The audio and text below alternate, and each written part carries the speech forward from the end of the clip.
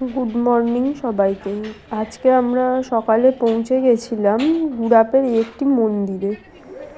তো চলুন ভিডিওটি দেখতে থাকুন। মন্দিরটি সম্পর্কে আমি কিছু কথা বলে রাখছি। এই হচ্ছে মন্দিরে ঢুকে মন্দিরের কারুকার্য, অপূর্ব সুন্দর কারুকার্য। এই ভিতরে প্রবেশের রাস্তা। এখানে মা সারদা মায়ের ছবি রয়েছে।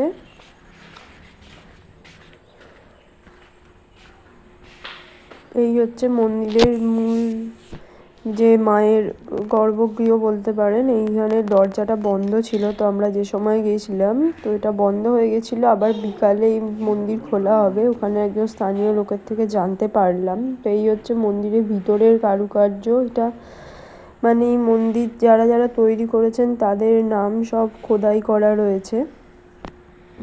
এখানে অনেকের বাড়ির কার্তিক ঠাকুরকে রেখে গেছেন। সামনে একটি পুকুর দেখতে পাচ্ছেন। অনেকটা জায়গা নিয়ে এই মন্দিরটি।